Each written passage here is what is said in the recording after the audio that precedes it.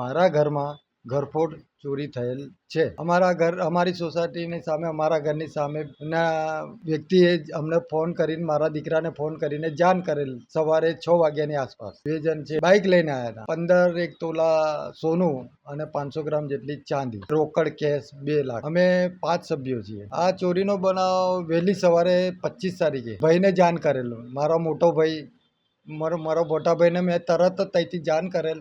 અમારો પ્લાન 4 દિવસનો હતો. અમે ફેમિલી ફંક્શન એટેન્ડ કરવા માટે મહારાષ્ટ્ર જવાના હતા. ખબર પડતા અમે વચ્ચેથી પ્લાન અમારો ડ્રોપ કર્યો અને તરત અમે પાછા વડોદરા આવવા રવાના થયા. આશરે 30 થી 35 લાખની વચ્ચેની એમાઉન્ટ થઈ શકે. પ્રશાસન પાસે અમે 24 કલાકની ઉપર થઈ ગયું છે.